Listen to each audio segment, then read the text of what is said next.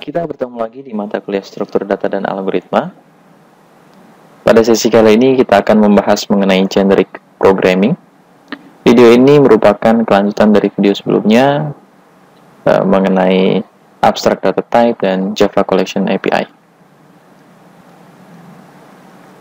Java terkenal dengan konsep object-oriented programming-nya, di mana tujuan utama dari paradigma object-oriented programming tersebut adalah reusability dari code yang sudah pernah dibuat sebelumnya. Nah, generic programming akan mendukung lebih jauh tentang konsep reusability ini. Bayangkan ilustrasi sebagai berikut. Apabila kita memiliki sebuah implementasi method yang isinya sama, prosedurnya sama, step by step-nya sama, hanya berbeda pada parameternya saja.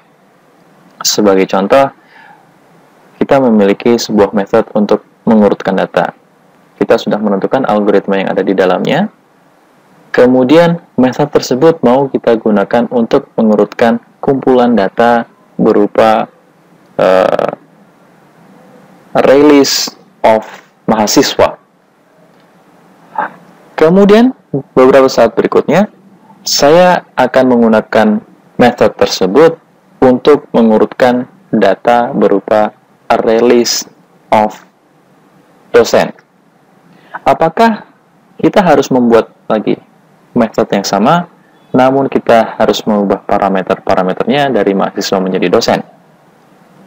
Nah, ketika kita tidak menggunakan konsep generic, maka kita harus melakukan hal tersebut. Namun, dengan generic programming ini, kita akan lebih fleksibel lagi untuk membuat sebuah method yang umum, generic, sehingga dia bisa menerima berbagai macam parameter. Jadi dia bisa menerima list of mahasiswa, list of dosen, list of person, dan lain sebagainya. Generic ini mengimplementasikan konsep parameterisasi tipe. Jika biasanya kita mempunyai satu buah method, di mana method tersebut memiliki parameter, maka biasanya yang bisa kita lakukan adalah mengubah-ubah nilai dari parameternya saja. Nah, sekarang dengan menggunakan generic, kita juga bisa mengubah-ubah tipe dari parameternya. Selain itu, generic juga menyediakan type safe container. Hal ini akan terlihat nanti di contoh di slide berikutnya, di mana type safe container ini bisa mencegah terjadinya runtime error pada Java Collections Framework. Selain itu, ketika kita membuat atau mengimplementasikan kode dengan generic programming, maka biasanya kode yang kita buat itu lebih mudah dibaca karena lebih ekspresif. Generics ini sudah mulai digunakan setelah Java versi 5, di mana biasanya digunakan untuk membatasi tipe elemen dari sebuah collection. Dan sekarang kita juga bisa membuat sendiri implementasi generic programming ini pada tipe data, kelas, maupun method yang akan kita definisikan sendiri. Ini adalah salah satu contoh penggunaan generic programming untuk menghindari runtime error. Sebagai contoh, di sini kita memiliki satu buah kelas, yaitu kelas employee, di mana kelas employee ini merupakan subclass dari kelas person. Di dalam Java, apabila kita memiliki array of employee, maka array tersebut atau data tersebut akan dianggap sama seperti array of person, karena konsep polimorfismenya, dan dianggap array tersebut adalah struktur data yang primitif, sehingga kedua data ini akan dianggap sebagai data yang sama. Sehingga apabila kita memiliki satu buah kelas lagi, yaitu kelas student, di mana kelas student ini juga merupakan subclass dari kelas person, dan kita melakukan implementasi program seperti yang ada di bawah ini, kita melakukan konsep polimorfisme, di mana saya memiliki array of person, kemudian saya instansiasi dia sebagai array of employee, Hal ini bisa dilakukan karena adanya konsep polimorfisme. Kemudian di baris berikutnya, kita akan menginstansiasi satu elemen yang ada di dalam array tersebut. Elemen tersebut kita akan isi dengan instansiasi objek student. Hal ini secara sintaks benar oleh Java, karena array itu memiliki tipe data array of person, sehingga karena student ini adalah merupakan subclass dari kelas person, maka konsep polymorphism bisa diterapkan. Namun pada kenyataannya, pada real implementasinya, pada sel ke-0 dari array of person tersebut sebenarnya sudah diinisialisasi sebagai employee. Hal ini menyebabkan pada saat dikompil tidak ketahuan karena terbungkus konsep polymorphisme, tetapi pada saat dijalankan akan terjadi runtime error, yaitu array store exception, karena tidak sesuai antara objek yang akan disimpan terhadap sel yang terhadap tipe data dari sel yang akan ditempati. Tipe data sel yang akan ditempati realnya adalah employee, tetapi akan disisipkan sebuah objek student. Hal ini menyebabkan terjadi runtime error. Nah, hal ini bisa kita hindari dengan menggunakan generic programming. Karena di dalam generic programming, sebuah list of employee itu akan dianggap berbeda dengan list of person, walaupun employee ini merupakan subclass dari class person. Nah, inilah yang menyebabkan perbedaan di antara penggunaan primitive data type seperti array seperti ini dengan menggunakan generic programming menggunakan Java Collection Framework.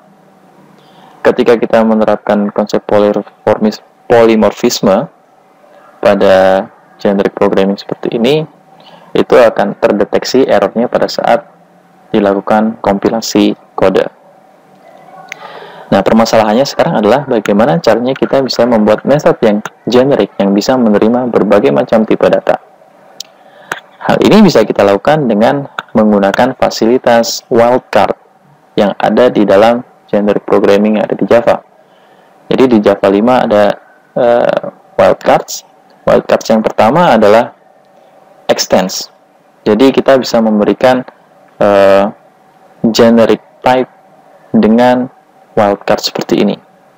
Ketika kita menggunakan wildcard seperti ini, artinya tipe data yang bisa diterima adalah kelas-kelas atau objek-objek di mana kelas tersebut merupakan sebuah atau merupakan kelas-kelas subclass dari kelas X. Kita lihat contoh di bawah.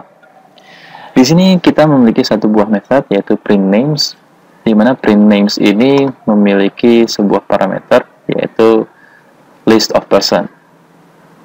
Nah, ketika kita sudah definisikan seperti ini, kemudian sudah ada implementasi di dalamnya untuk mencetak nama-nama yang ada di dalam list tersebut.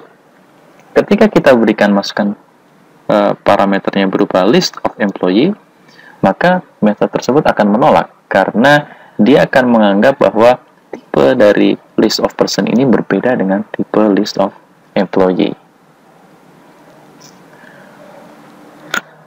Nah, apabila kita menggunakan wildcard seperti ini, list of every class that extends person, nah ini artinya method ini akan menerima kelas-kelas di mana kelas tersebut merupakan subclass dari kelas person atau kelas person itu sendiri. Sehingga ketika kita punya method seperti ini dengan parameter menggunakan wildcard extends seperti ini, maka ketika kita masukkan parameter berupa list of employee, method ini akan berjalan dengan baik. Wildcard yang kedua adalah wildcard super. Wildcard super ini kebalikan dari wildcard extend sebelumnya. Jadi kalau wildcard super ini artinya tipe data yang diterima adalah kelas-kelas di mana kelas tersebut adalah kelas X atau kelas-kelas yang merupakan superkelas dari kelas X. contoh penggunaan dari wildcard super ini ada di kelas treeset. Nanti Anda sekalian bisa mencoba melihat di dokumentasinya di Java API. Cara lain untuk membuat generic method adalah dengan menggunakan anyType bounds. Jadi kita bisa mendefinisikan tipe parameter yang kita berikan sebelum nama parameternya.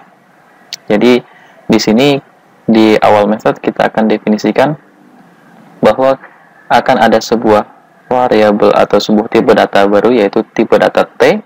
Tipe data T ini merupakan tipe data apapun asalkan dia merupakan sebuah kelas yang mengextend kelas person.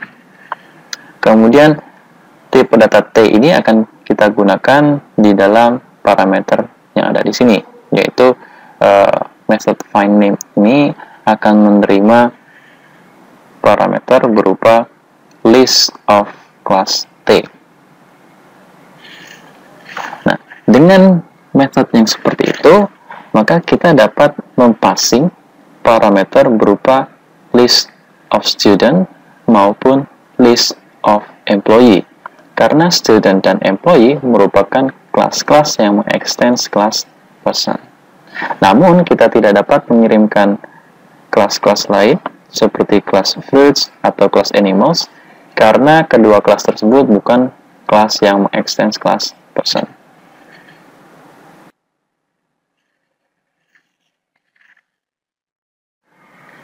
Selain kita membuat generic method, kita juga dapat membuat generic class. Nah, jadi pada suatu saat nanti tentunya kita akan dihadapkan pada suatu kebutuhan di mana kita harus membuat kelas sendiri, di mana kelas tersebut harus bisa menerima berbagai macam objek atau berbagai macam jenis tipe data. Sebagai contoh sederhana, di sini saya akan memperlihatkan bahwa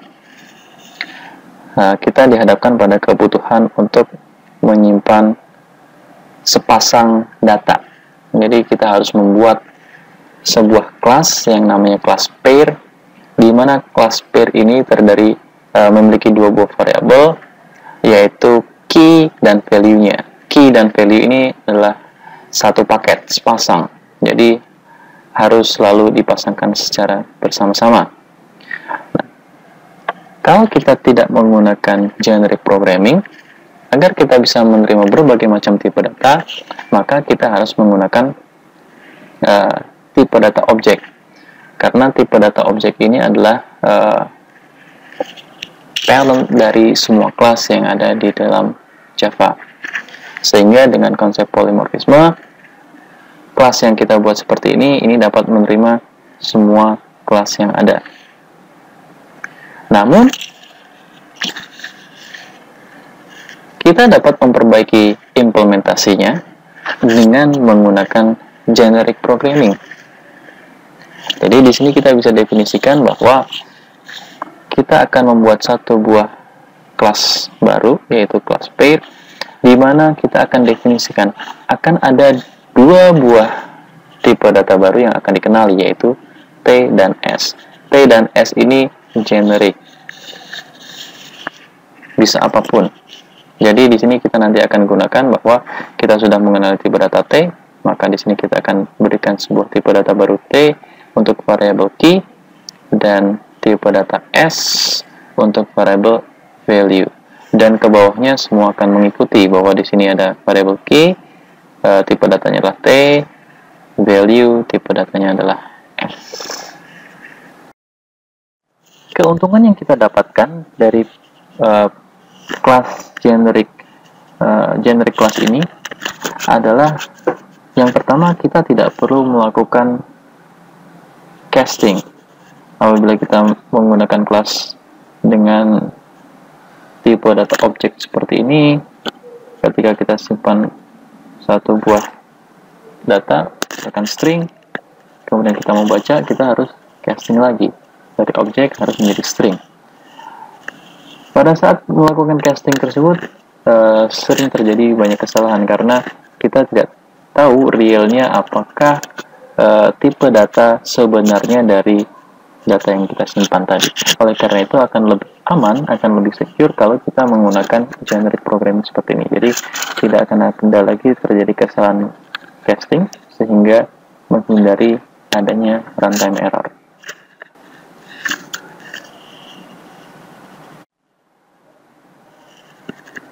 Oke, selanjutnya kita akan membahas mengenai generic collections. Jadi kita akan membahas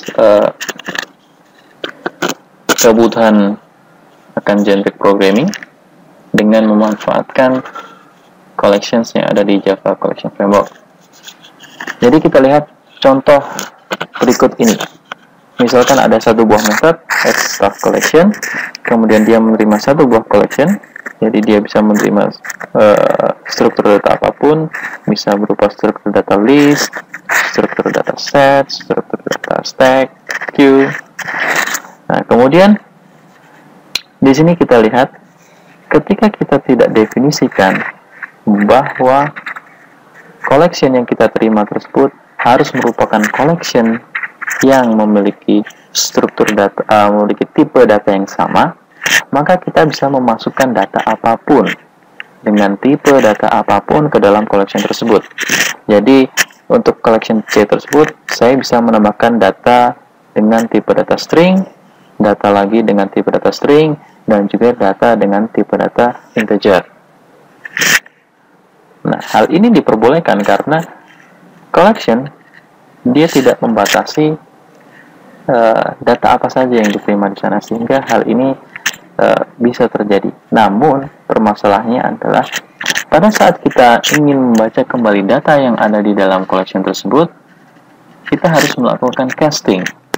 Jadi ketika kita passing lagi collection yang ada tadi, kemudian kita akan baca satu persatu menggunakan iterator. Di sini ketika kita membaca satu item, maka kita harus konversikan ke dalam tipe datanya apa. Jadi kita harus melakukan casting. Untuk data pertama benar bahwa tipe datanya adalah string, tidak akan terjadi masalah. Untuk data kedua benar, datanya adalah string. Namun untuk data ketiga, ketika diperoleh dari collection datanya adalah berupa integer dan kita paksa casting menjadi string, hal ini akan menjadi runtime error. Nah, untuk menghilangkan keterbatasan tersebut, maka kita bisa menggunakan generic programming.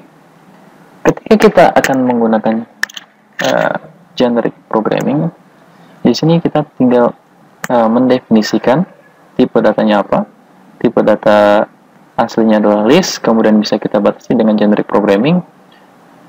Tipe data yang bisa dimasukkan ke dalam list tersebut adalah tipe data apa.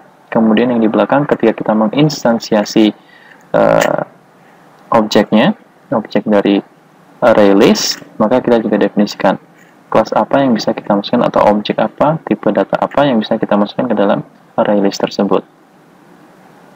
Sehingga kita bisa mengubah implementasi yang ada tadi seperti ini.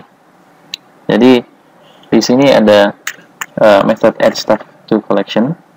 Kemudian parameternya kita sedikit ubah. Jika tadi hanya collection, sekarang kita berikan collection of string. Nah, ketika kita berikan generic syntax seperti ini, maka proses penambahan data ketiga itu akan ditolak ketika kita melakukan kompilasi. Sudah akan terdeteksi pada saat kita melakukan kompilasi. Karena data yang diterima di dalam collection ini hanyalah data-data yang memiliki tipe string. Untuk data pertama, karena dia merupakan string, akan diterima. Data kedua berupa string juga akan diterima. Namun untuk data ketiga, karena dia merupakan integer yang berbeda dengan batasan tipe yang boleh masuk ke dalam collection, maka dia akan ditolak. Dan proses penolakannya akan terdeteksi ketika di-compare. Jadi tidak akan ada lagi terjadi runtime error.